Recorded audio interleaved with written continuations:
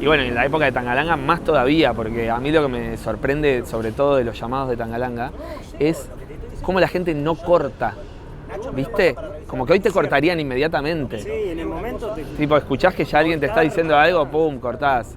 Y él lograba sostener el llamado y enroscar a la gente, porque también obviamente llamaba a alguien y sabía de qué trabajaba esa persona y lo iba metiendo sutilmente en algo muy extraño, que el otro lo dejaba muy desconcertado, entonces respondía hasta que de pronto Tangalanga tiraba una barbaridad y el otro se defendía, pero así duraban y duraban y duraban y se iban volviendo cada vez más delirantes.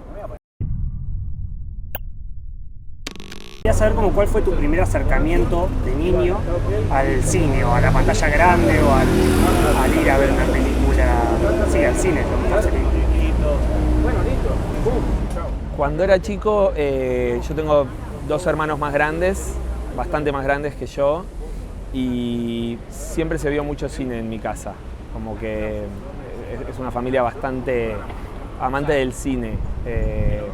O sea, se veían las películas que se estrenaban, no es que eran amantes de un cine más raro, sino como el cine más mainstream se veía mucho en mi casa, y con mi papá solíamos ir todas las semanas al cine, o casi todas, como que era algo una actividad que hacíamos mucho juntos, como muy al día con los estrenos. Me acuerdo de chico ir a ver Corazón Valiente de Mel Gibson, El Club de la Pelea, me acuerdo que era una peli que esperé mucho, El Día de la Independencia, como que estábamos muy al día con lo que se estrenaba.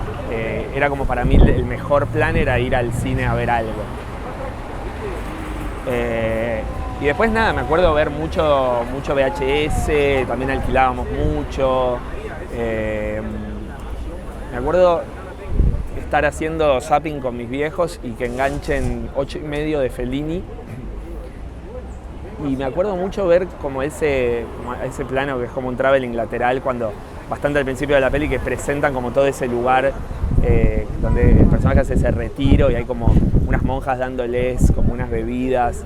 Me acuerdo ver eso y esa música y decir, como pensar, el cine también puede ser eso, ¿viste? Como me pareció como muy distinto a todo lo que conocía y muy lindo. Me acuerdo, me quedó grabada esa imagen. Y bueno, años después volví a ver 8:30 y la veo todo el tiempo y creo que es mi película favorita. ¿Comedia? ¿Veían comedia? Sí, veíamos comedias. También es una familia, la mía, que muy del humor y de hacer chistes constantemente, entonces había ahí como un entrenamiento con el humor. Mi hermano mayor es muy histriónico y imita muy bien gente, entonces yo lo copiaba a él imitar gente, no sé, como que se armaba algo así. Mi papá también es muy gracioso. Pero la verdad que siempre vi todo tipo de cine, ¿no? Como que no era solamente comedias. De hecho, veo bastante poca comedia para dedicarme tanto a la comedia. Después sí, por mi cuenta me puse a investigar más y me puse a ver Chaplin, Buster Keaton, Tati. Como que cuando me empecé a interesar un poquito más y empecé a hacer mi propia investigación, me puse a como investigar un poco, a ver de dónde viene el humor que tanto me gusta, y los hermanos Marx, Lubitsch, y bueno, después ya en la adolescencia empecé a ir al Bafisi y a interiorizarme un poco más, y me volví muy fan de Kitano, de Takeshi Kitano. No, y creo que hay un hito muy importante en mi infancia fue ver La Máscara, de Jim Carrey. Como que esa película me marcó mucho, me volví muy fanático de Jim Carrey y empecé a ver todo lo que él hacía, y medio como que soñaba ser un poco como él, como que ese era como la clase de actor que aspiraba a ser. Y después con los años y las cosas que me fueron tocando, como fui al lado contrario a un nivel, como que no hice... No era, claro, como que no era tan histriónico, como mi forma de hacer humor tampoco era desde un lugar, al contrario, era más de cara más seria, como hacer humor más parecido a, no sé, exageradamente a Buster Keaton, como no ser tan histriónico. Y bueno, cuando aparece Mateo con Tangalanga, en el fondo Tangalanga es igual a La Máscara, ¿no? Es como la misma película, es como Dr. Jekyll y Mr. Hyde, cómo a través de este artefacto el personaje puede ser todo lo que no es en su vida diaria, ¿no? ¿Y a Tangalanga lo conocías? ¿Lo conociste de algún lado? Tangalanga ubicaba el personaje, no recordaba haber escuchado jodas o muy vagamente, de hecho le pregunté a mi papá y me dijo que teníamos cassettes en casa, pero la verdad que yo no lo recordaba tanto. Sí, obviamente ubicaba quién era, las jodas telefónicas, todo. También sé que hace años estaba dando vueltas el proyecto de película, que Dukowski venía como armándolo, y cuando lo conecta a Mateo y Mateo se le ocurre llamarme a mí, se dio todo de una forma que también era muy, muy lindo como proyecto, porque Mateo y yo somos amigos hace muchos años y nunca habíamos trabajado juntos. Entonces de pronto era trabajar con un amigo y era como un plan distinto, ¿viste? Y yo cada vez actúo menos para otros, entonces... Sí, porque cada vez tenés como una faceta más de director. Claro. Y en el set, teniendo como un amigo, les comentabas, te agarraba como un bichito de... ¿Y si hacemos tal cosa? A ver, yo leí el guión, me senté con Mateo y le dije todas las cosas que pensaba del guión y todas mis ideas. Después hicimos muchos ensayos donde cada uno aportó desde su lugar.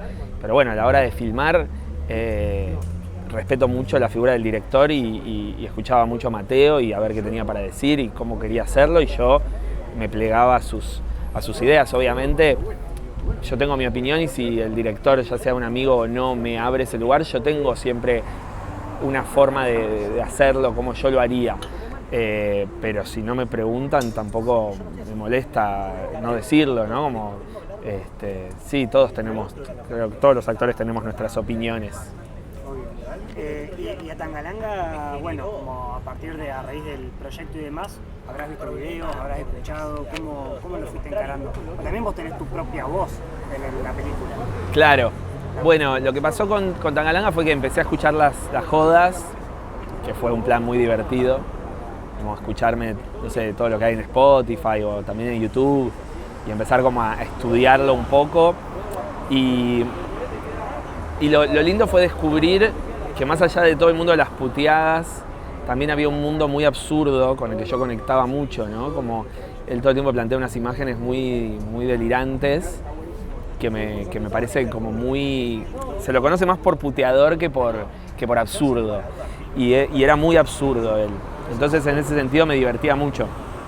Pero bueno, obviamente la imitación es difícil porque él tenía su propio timbre y su forma de hablar. Y Mateo también hacía mucho hincapié en que yo lo encuentre mi forma de ser Tangalanga, y no imitar a Tangalanga. Pero siempre cuando ensayábamos era muy discordante cómo hablaba yo como Jorge, que era el nombre del personaje, y como Tangalanga.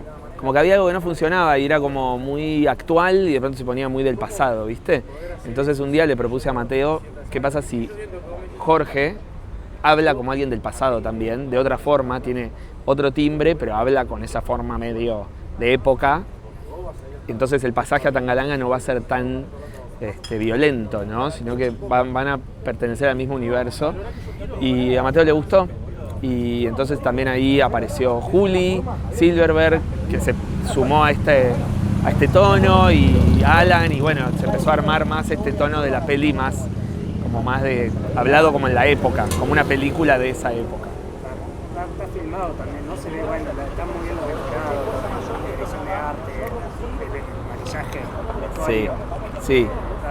Sí, de hecho el vestuario que hizo Julián Ruolo, es vestuario en general es de la época de verdad. Consiguió trajes y bueno, cosas que eran de ese momento, y otras las mandó a realizar, pero hay mucho traje mío que es de verdad de esa época.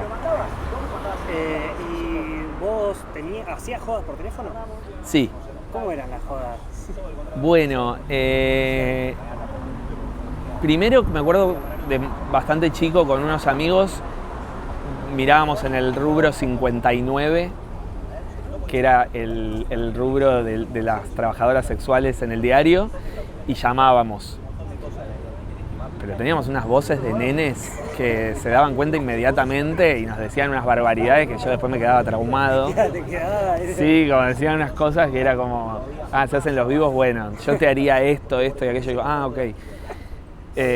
Y después me acuerdo cuando empecé a estudiar en lo de Nora Mosenko, me hice muy amigo de Violeta Ortiz Berea y de cierto grupito de compañeros, y a veces íbamos a la casa de uno y nos quedábamos despiertos toda la noche y hacíamos llamadas, pero ahí levantamos el teléfono y marcábamos números como muy pendejos insolentes a las 2, 3 de la mañana y atendía a pobre gente.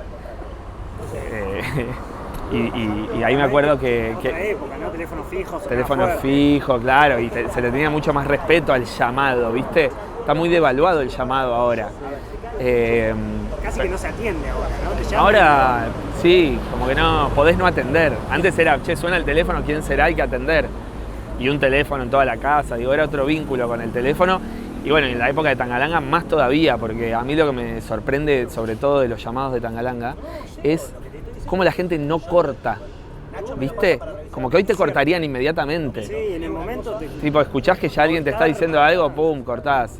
Y él lograba sostener el llamado y enroscar a la gente, porque también obviamente llamaba a alguien y sabía de qué trabajaba esa persona y lo iba metiendo sutilmente en algo muy extraño que el otro lo dejaba muy desconcertado, entonces respondía hasta que de pronto Tangalanga tiraba una barbaridad y el otro se defendía, pero así duraban y se iban volviendo cada vez más delirantes.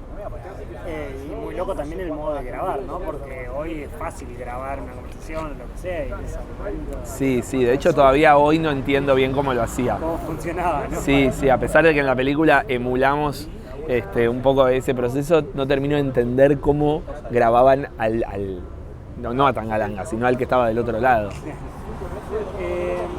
quiero preguntar, está bien, la película tiene como actores estrellas ya hoy por hoy en Argentina, pero la estrella número 1 es Silvio Sornal. ¿Cómo fue trabajar con él?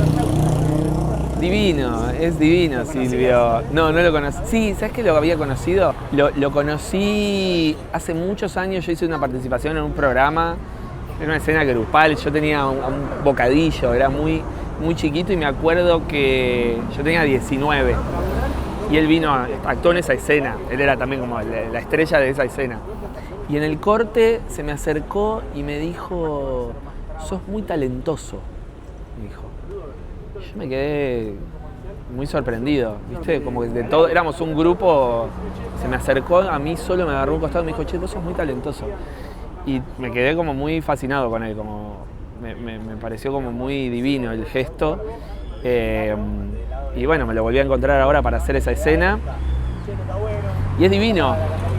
Y también es un tipo que vio nacer a la televisión argentina y de verdad él, no sé, en el almuerzo contaba unas anécdotas que eran absurdas.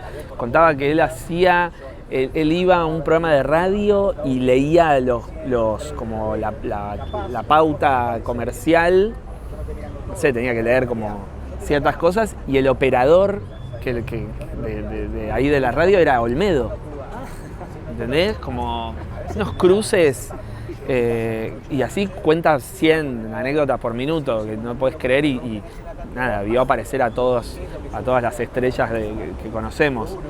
Y después cuando en un momento cortamos entre escena y escena y fuimos al camarín, los dos solos, yo inmediatamente agarré el celular para ver que me había llegado y claro, me levanto la vista y él está sentado enfrente mío así, obviamente no llevó celular, nada, no sé si tendrá. Y bueno, me dio vergüenza, guardé el celular y me puse a preguntarle por la Zuller, ¿entendés? Y obviamente él me contaba tranquilísimo, como que es gracioso esa clase de famosos que uno conoce medio toda su vida también. Su vida estuvo muy expuesta en la televisión. Bueno, ¿qué crees que la gente va a ver cuando vea Tangalanga? ¿Con qué se va a encontrar cuando vaya a ver? Yo creo que el enfoque que le dio Mateo a la historia de Tangalanga me parece mucho más interesante que lo que uno esperaría de la película de Tangalanga. De hecho, cada vez que yo en un grupo contaba que iba a actuar de Tangalanga, todos me decían, pero sos muy joven, porque, claro, Tangalanga se lo conoció siempre de muy viejo, pero bueno, a Mateo se le ocurrió contar la génesis de Tangalanga, cómo fue que él llegó a ser Tangalanga. y que es una historia conocida, que todos saben que su amigo estaba internado y él grababa estas jodas para levantarle el ánimo.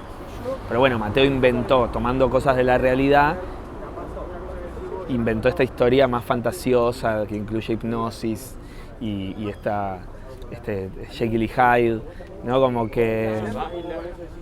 que eso me parece un enfoque muy novedoso, y la idea de hacer una peli de época argentina también es algo como muy lindo. Es una peli muy tierna, es graciosa y es tierna, es triste, no sé, pasás por muchos estados. Es muy emotiva, o sea, a mí me pasó que la vi 2 veces en el Festival de Mar del Plata y lloré mucho las 2 veces, como que hay varios momentos para llorar. Y también es graciosa, y digo, no sé, pasás por muchos estados, es de verdad más profunda que lo que uno esperaría de la película de Tangalanga.